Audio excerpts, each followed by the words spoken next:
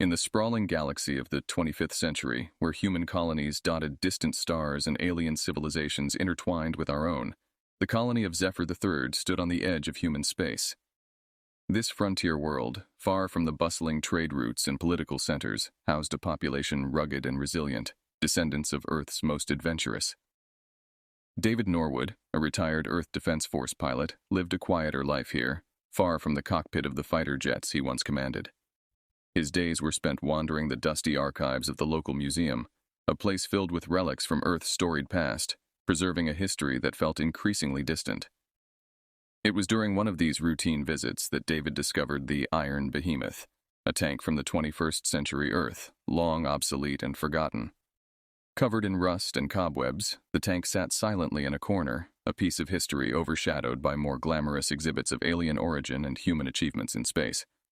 The following week, a delegation from the Skarn, a reptilian race known for their technological prowess and imperialistic tendencies, visited Zephyr III. As part of the cultural exchange, David proudly showed them around the museum. The aliens, towering and sleek, their scales shimmering under the museum's lights, perused the exhibits with a polite disinterest until they came upon the old tank. A chuckle escaped the throat of the lead delegate, a sound echoed by his companions. Primitive. How did humans ever manage to conquer their own planet with such crude machines? The lead Skarn mused, his voice a mix of amusement and disdain. The others nodded, their laughter a subtle ripple of sound that filled the quiet of the museum. David felt a sting of pride, his cheeks warming under their gaze. The Iron Behemoth, despite its age and obsolescence, was a link to Earth's tumultuous past, a symbol of human ingenuity and determination. It was more than just metal.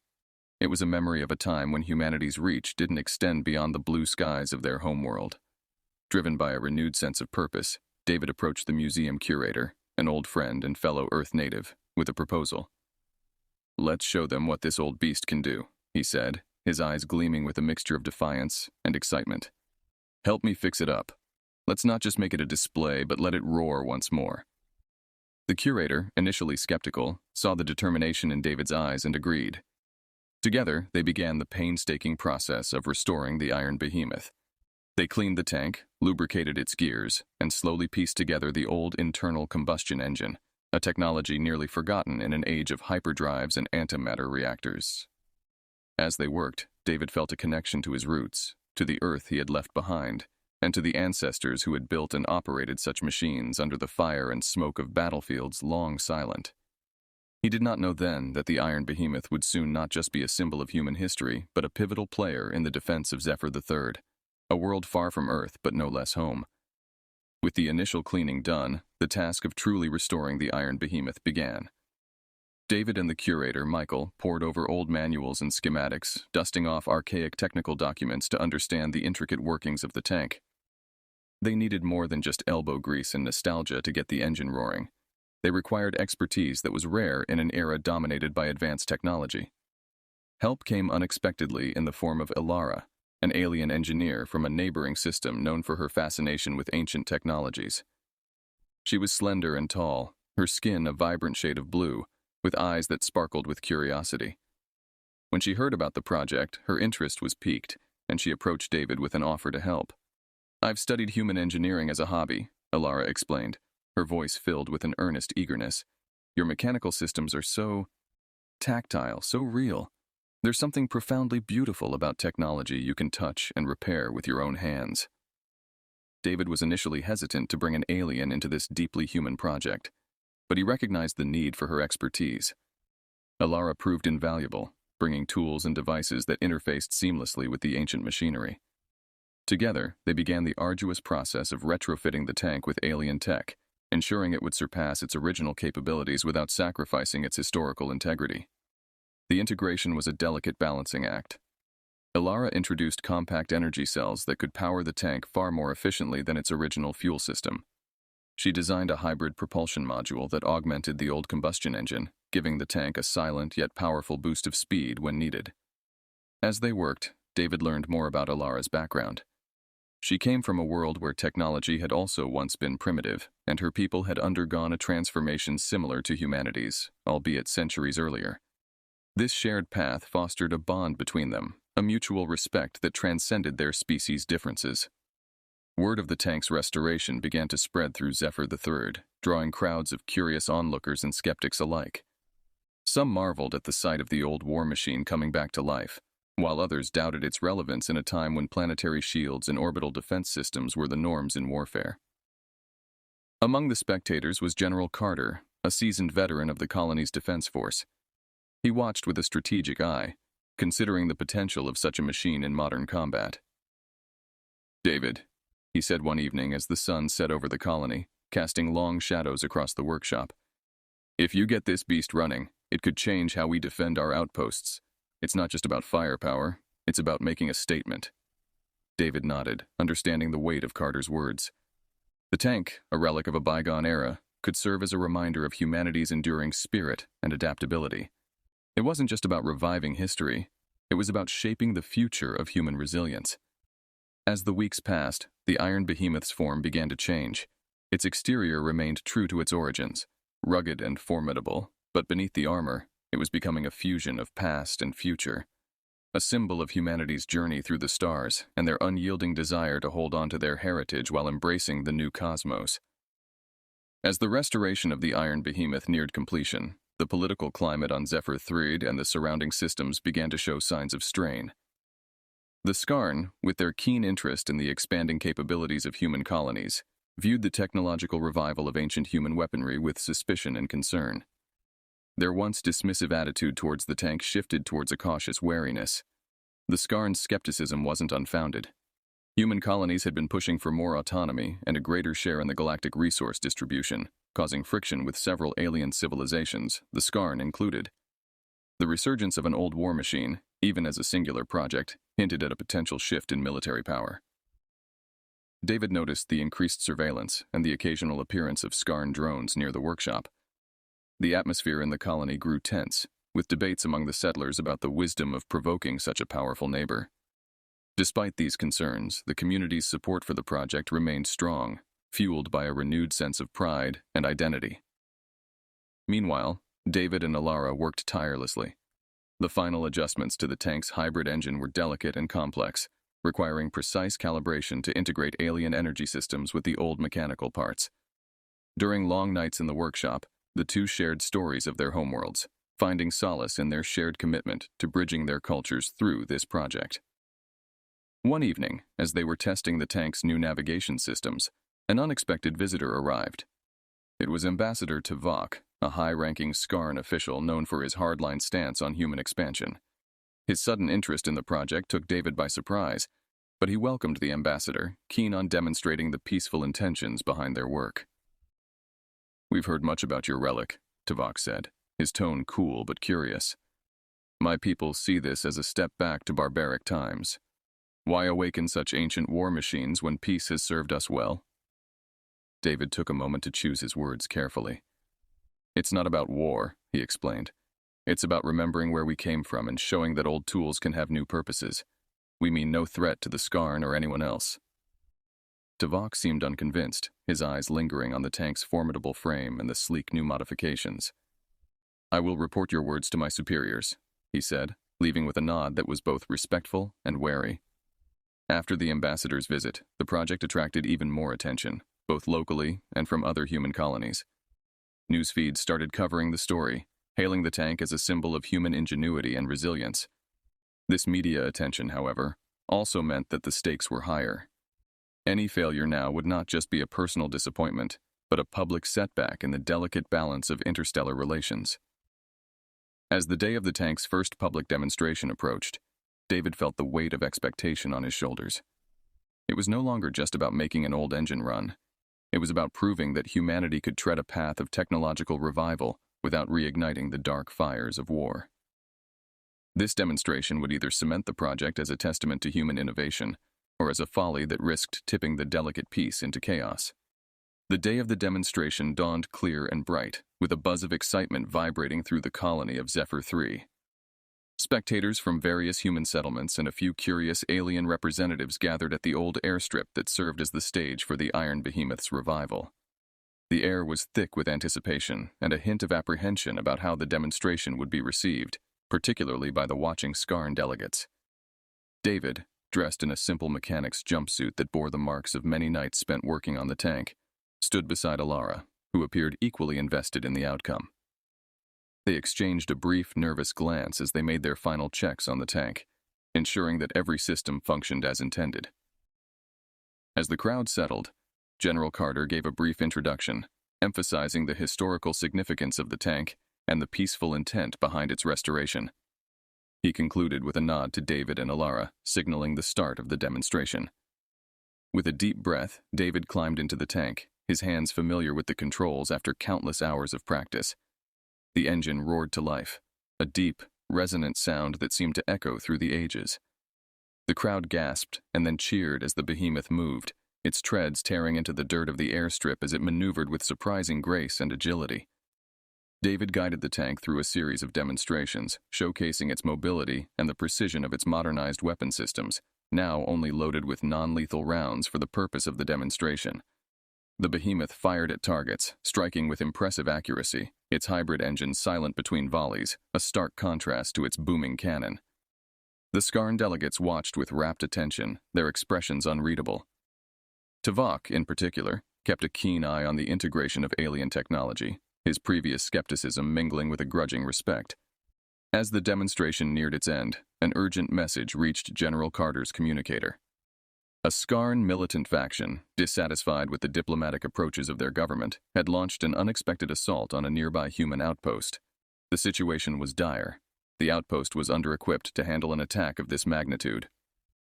Without hesitation, General Carter turned to David. "We need the Behemoth in action, not just for show. Can you take it into a real engagement?" David nodded, feeling the weight of the moment. "We're ready," he affirmed, looking to Alara, who quickly checked the tank's weapon systems and nodded back. With the crowd now silent, aware of the shift from demonstration to mission, David maneuvered the tank off the airstrip and towards the outpost. The cheers turned into a chorus of supportive shouts as the tank plowed forward, ready to defend the colony. As they approached the outpost, the sounds of distant artillery and the sharp reports of small arms fire filled the air. David adjusted his headset, linking up with the outpost's defense commander. "Iron Behemoth en route. Hang tight," he reported, his voice calm but firm. The tank's first real test in combat was not merely a demonstration of power, but a pivotal moment in proving that even the relics of the past could stand guard over humanity's future. As they entered the fray, David and Alara were ready to show that the Behemoth was not just a museum piece, but a vital defender of human lives and dignity. The landscape near the outpost was chaotic, shrouded in smoke and the debris of battle. As David piloted the Iron Behemoth closer, the distinct sound of its engine and the rumble of its treads added a new layer to the battlefield's cacophony. The sight of the ancient tank, now a hybrid of old Earth metal and cutting-edge technology, bolstered the morale of the human defenders who cheered as it rolled into position. Inside the tank, David's focus was laser-sharp. He maneuvered the Behemoth into a strategic position, using the natural contours of the land for cover. Alara monitored the weapon systems, her fingers dancing over the controls, ready to deploy their newly integrated capabilities. The Skarn militants were initially taken aback by the appearance of the tank. Their advance hesitated, giving David and Alara the opportunity to strike. With precision, the Behemoth's main cannon fired, its modern energy projectiles hitting Skarn vehicles with devastating accuracy. The impact was immediate. Several enemy vehicles were disabled in quick succession, throwing the attackers' formation into disarray. As the battle continued, the effectiveness of the tank in actual combat became undeniably clear. It not only served as a formidable weapon, but also as a psychological deterrent. The Skarn militants, unprepared for the resilience and firepower of such a supposedly antiquated relic, began to retreat, their morale shattered by the unexpected turn of events. General Carter, monitoring the situation from a command center, noted the tank's success with satisfaction and relief. The Iron Behemoth was not just holding the line, it was pushing it forward, forcing the militants into a full retreat. He immediately relayed updates to other outposts, using this new advantage to coordinate a counteroffensive. In the midst of the chaos, a temporary truce was called by the Skarn's official government delegation, alarmed at the escalation and the involvement of their rogue militant faction. Ambassador Tuvok reappeared, this time on the battlefield itself, under a white flag. He approached the Behemoth, which powered down its weapons as a gesture of parley. David exited the tank, his figure emerging from the hatch to stand before Tuvok.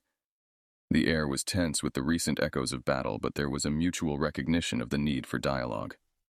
"Ambassador," David started, extending a hand in a traditional human gesture of peace. "This wasn't our intention. We restored the Behemoth to protect our people, not to start a war." Tuvok accepted the handshake, his clawed hand wrapping awkwardly around David's. "I see now the error in underestimating human resolve and your technological capabilities," he admitted. "We must discuss a peaceful resolution. My people do not wish for further bloodshed." The meeting led to a temporary ceasefire as negotiations began between the human colonies and the Skarn. News of the Behemoth's role in thwarting the attack spread rapidly, turning the tank into a symbol of human innovation and resilience. It showed that even relics of the past could adapt and thrive in the new galactic environment, inspiring not only the people of Zephyr III, but also other human colonies to look back into their history for solutions to modern problems. As David and Alara returned to the outpost, there was a sense of accomplishment, but also a heavy responsibility. They had changed the dynamics of human-Skarn relations, and now they had to navigate this new landscape with as much skill as they had the battlefield. Following the surprising success of the Iron Behemoth in combat and the subsequent ceasefire, the tank quickly became more than just a piece of restored machinery. It emerged as a potent symbol of human innovation and adaptability. Within the human colonies, the story of the Behemoth inspired a wave of interest in reviving and repurposing older technologies, blending them with modern advancements. David and Alara, now recognized as pioneers in this new technological renaissance, were invited to speak at various conferences and workshops across human-controlled space. They shared their insights on integrating alien technology with human engineering, offering a blueprint for others to follow.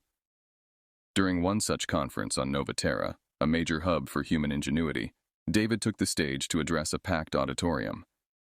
"Our ancestors built machines like the Iron Behemoth to survive their world wars," he explained, his voice echoing through the hall.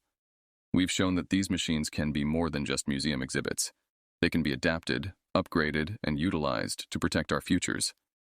Alara, joining him on stage, delved into the technical aspects. "The Behemoth's success lies in its hybrid systems. We retained the original combustion engine, integrating it with a silent ion drive and state-of-the-art energy weapons.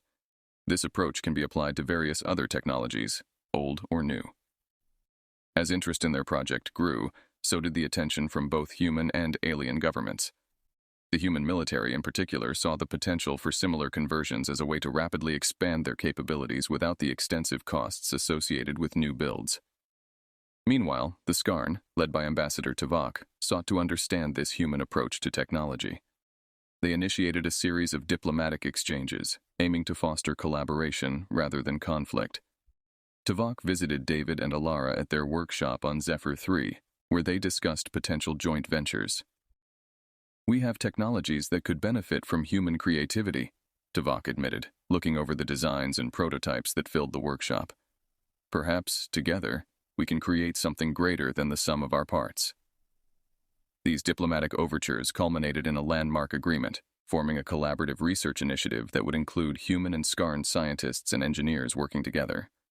The project was ambitious, aiming to blend Skarn energy efficiency with human mechanical ingenuity. Back on Zephyr III, the Behemoth itself underwent further enhancements. Alara introduced a regenerative armor system that could repair minor damage during combat, a feature inspired by Skarn biotechnology. The impact of the Iron Behemoth went beyond the battlefield and diplomatic tables. It sparked a broader cultural movement, with communities across human territories exploring their own historical archives for forgotten technologies that could be revitalized. Schools and universities revised their curricula to include more on the practical applications of historical technology in modern contexts. David often thought about the journey that led them here, from a dusty old tank in a neglected museum corner to a cornerstone of interstellar diplomacy and innovation. It was a testament to the enduring human spirit, a reminder that even the relics of the past could inspire future generations to imagine and achieve a better universe. Months after the ceasefire and the burgeoning collaboration between humans and the Skarn, a rogue Skarn commander, unable to accept the new diplomatic ties, orchestrated a bold assault on Zephyr IV, another human colony. This unforeseen attack threatened to unravel the delicate threads of peace and cooperation that had been carefully woven. Upon receiving news of the attack, General Carter immediately mobilized a response. Remembering the pivotal role the Iron Behemoth had played in defending Zephyr III, he requested David and Alara to lead a squadron of newly built tanks modeled on the Behemoth's design. These tanks, equipped with the latest hybrid technology, represented the first line of a new defense initiative. David, stepping into the role of squadron leader, felt the gravity of the situation. This was no longer just about showcasing the capabilities of a restored relic. It was about defending lives and maintaining the fragile peace that had been established. He briefed his team, a mix of human and alien volunteers, on the battle plan, emphasizing coordination and the strategic use of the terrain.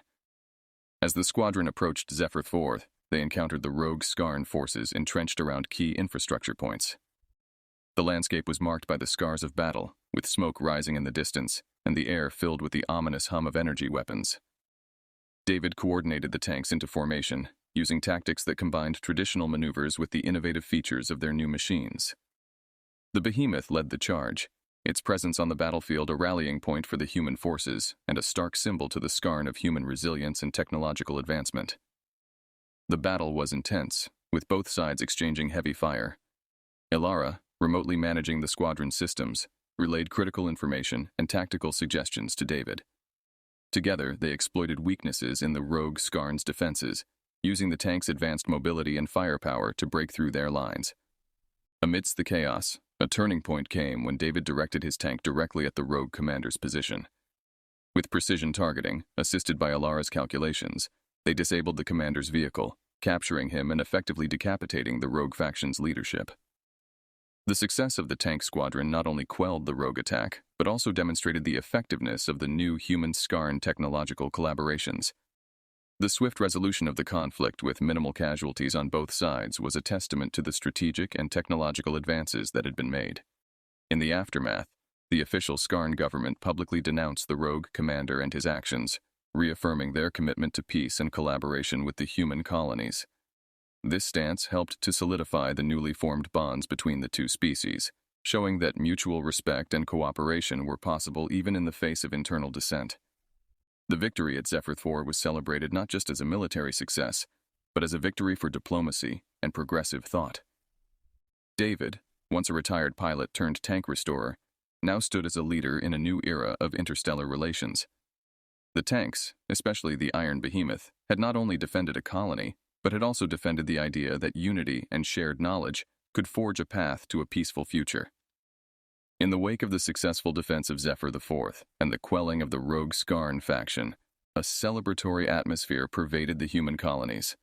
The triumph was not merely a military one. It was a definitive move towards lasting peace and cooperation with the Skarn and other alien races. David, once just a retired pilot and now a celebrated hero, felt the weight of his new responsibilities. The peace negotiations that followed the battle were extensive. David, alongside Ambassador Tavok and other key figures from various races, played a crucial role in framing the new treaties. These agreements went beyond simple non-aggression pacts, embedding deep collaborative ventures in defense, technology, and cultural exchanges. David and Alara, recognized as pioneers in their field, continued to work on advancing human and alien integration in technology. Their workshop on Zephyr III became a hub of innovation, frequented by delegates and scientists from across the galaxy. The Iron Behemoth, once a symbol of war, now stood as a monument to unity, displayed at the colony's central square. Reflecting on their journey, David often wandered around the workshop, looking at the new projects they were developing, projects that were possible because of the paths they had paved. "We've come a long way," David mused one evening, watching a sunset paint the sky with colors that seemed to echo the hues of their diverse galaxy. Alara, joining him with a smile, agreed. "Yes, and there's still much to explore and create. Our past innovations like the Behemoth taught us how to look backward to move forward. Now, every project we undertake can carry that legacy." Their latest endeavor was a multi-species education program designed to teach the next generation about the importance of diverse perspectives in solving complex problems. It was an idea born from their experiences in the field and at the negotiation table, understanding that the future required a melding of minds, not just technology. The program quickly gained traction, with children from different worlds and species learning together, sharing their heritage, and building friendships. These young students saw the Iron Behemoth not just as a relic, but as a reminder of what can be achieved when cultures unite and work toward a common goal. As years passed, David saw the fruits of his labor grow and flourish. The colonies grew stronger, not just in their defenses, but in their communities and shared knowledge. The bonds between the human and Skarn populations, once strained by prejudice and misunderstanding, now thrived on mutual respect and collaboration. One day, standing before the Iron Behemoth with a group of young students, David felt a profound sense of completion. This tank, he told the wide-eyed children, helped save a colony, but more importantly, it helped us understand that our strength lies in our unity and our willingness to embrace each other's differences. The children listened, captivated, not just by the tales of battles and technology, but by the idea of a universe where peace was the true goal, and where every species could contribute to a tapestry as diverse and vibrant as the cosmos itself. As the sun set on another day in Zephyr 3, the stars began to twinkle in the sky, each one a beacon of possibility in the vast universe. And beneath those stars, David knew that the legacy of the Iron Behemoth would live on, not as a weapon of war, but as a bridge to a brighter, united future.